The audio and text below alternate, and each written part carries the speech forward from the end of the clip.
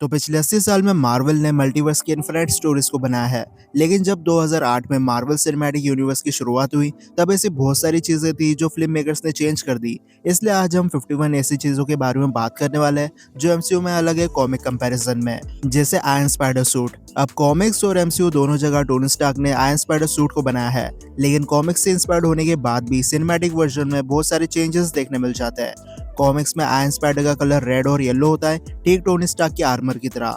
लेकिन cinematic universe में iron spider के सूट में ब्लू एलिमेंट्स भी देखने मिल जाते हैं। फिर स्पाइडर लेग्स भी है, लेकिन कॉमिक्स में 3 लेग्स होते हैं, बट एमसीयू में 4 लेग्स है जो एक प्रॉपर रियल स्पाइडर की तरह 8 पैर को रिजेंबल करता है। और एमसीयू में ये नैनो टेक्नोलॉजी से बना है, पर कॉमिक्स में लिक्विड मेटल से बना होता है जो नैनोटेक का ही अपग्रेड है। अब ये तो स्पाइडरमैन की बात थी, ऐसे कई सारी चीजें हैं जो अलग है, जैसे रोडी और कैरल डैनवर्स का रिलेशनशिप। वॉर मशीन और कैप्टन मार्वल ने आज तक सिर्फ 2 बार बात किया और ये एक दूसरे से ज्यादा क्लोज नहीं है, लेकिन कॉमिक्स में रोडी और कैरल डैनवर्स का एक काफी लंबा रिलेशनशिप चलता है।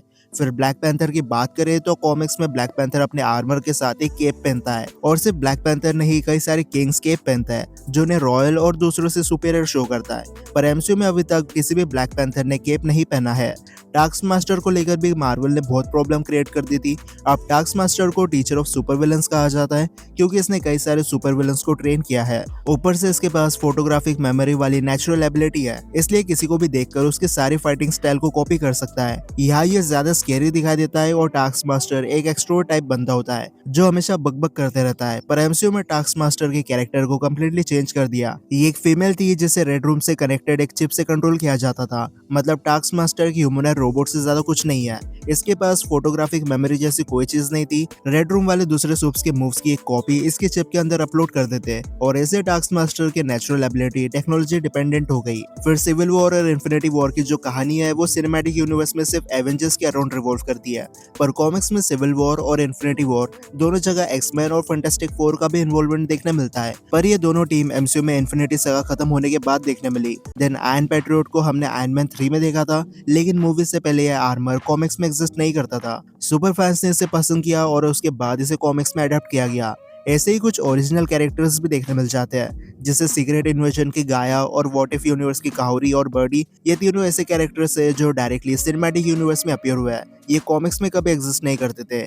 फिर रैग्नारोक इवेंट की बात करें तो एमसीयू में थॉर का हैमर हेला तोड़ देती है, पर कॉमिक्स में लोकी अपने चमचों के लिए ओरू मेटल से बने वेपन्स बनाता है, और जब थॉर फाइट करने आता है तब म्यूनर 3 हैमर से स्ट्राइक कर जाता है, और इतनी फोर्स को म्यूनर मेंटेन नहीं कर पाता और आखिर में टूट जाता है। ऐसे ही एवेंजर्स इन्फिनिटी वॉर मूवी है, वो कॉमिक्स के इन्फिनिटी वॉर से कम्प्लीटली डिफरेंट है, क्योंकि infinity war infinity gauntlet story line पर बेस्ड है। कॉमिक्स की इन्फिनिटी वॉर में बहुत सी चीजें चेंज हो जाती है, जैसे एमसीयू में थैनोस यूनिवर्स की हाफ पॉपुलेशन को मिटाने के लिए स्नैप करता है, पर कॉमिक्स में वो लेडी डेथ जो कि कॉस्मिक एंटिटी है उसे इंप्रेस करने के लिए स्नैप कर देता है। ये बात अलग है, डेथ फिर भी नहीं इससे पड़ती। कॉमिक्स में एडम वॉरलॉक, सिल्वर सफर, गैलेक्टस, एटर्निटी और लिविंग ट्राइब्यूनल का बहुत बड़ा रोल होता है, पर एमसीयू में कोई भी इन्फिनिटी वॉर में देखने नहीं मिला। एमसीयू में कोई भी कोर एवेंजर्स स्नैप से धूल नहीं बनता, पर कॉमिक्स में आधे से ज्यादा कोर एवेंजर्स धूल बन जाते हैं, जिसमें से एक हॉकाई भी होता है। और सिनेमैटिक यूनिवर्स में थैनोस पहले सारे स्टोन को कलेक्ट करता है, फिर स्नैप होता है, और इन्फिनिटी वॉर की कहानी वहीं पर खत्म हो जाती है। मतलब स्नैप आखिर में होता है, पर कॉमिक्स में स्नैप स्टार्टिंग में हो जाता है। बाकी स्टोरीज में तो हीरो बस थैनोस से गॉन्टलेट वापस लेने के लिए और खुद को जिंदा करने के लिए फाइट करता है। इनफैक्ट एवेंजर्स टीम भी डिफरेंट है। एमसीयू में 6 कोर एवेंजर्स होते हैं, captain America, iron Man, Thor, Hulk, black window और हॉकाई, जहाँ कैप्टन अमेरिका फर्स्ट एवेंजर बनता है और उसके बाद बाकी टीम मेंबर्स को ऐड करना शुरू करता है।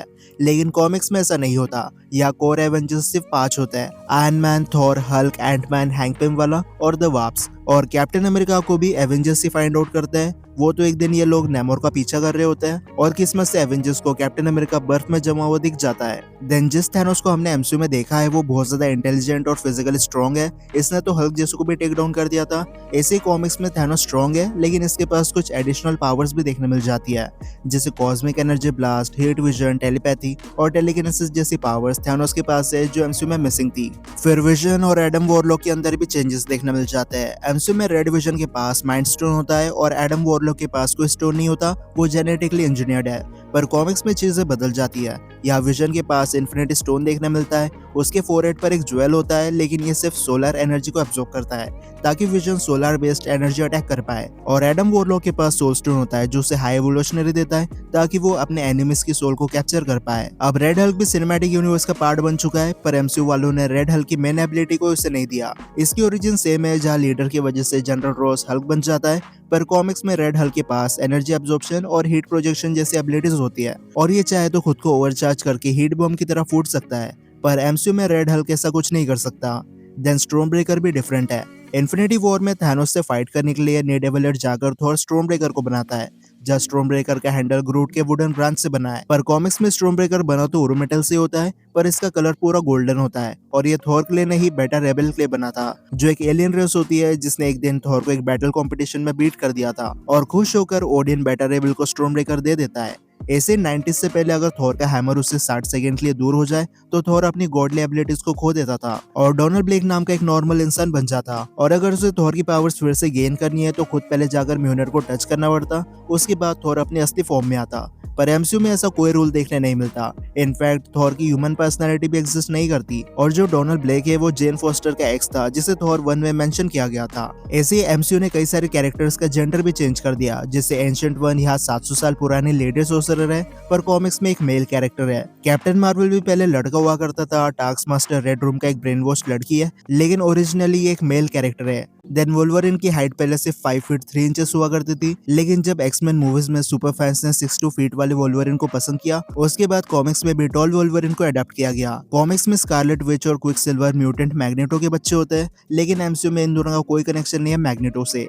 एमसीयू में कैप्टन अमेरिका के बाद सैम विल्सन कैप्टन अमेरिका बनता है और गवर्नमेंट ऑफिशियली जॉन वोल्कर को टाइटल दे देती है। पर कॉमिक्स में बकी होता है जो स्टीव रॉजर्स के बाद कैप्टन अमेरिका का टाइटल होल्ड करता है। बेसिकली विंटर सोल्जर बनने के बाद बकी ने जितने बुरे काम किए थे उसे ठीक करने के लिए बकी कैप्टन अमेरिका बनकर अच्छे काम करना शुरू कर देता है।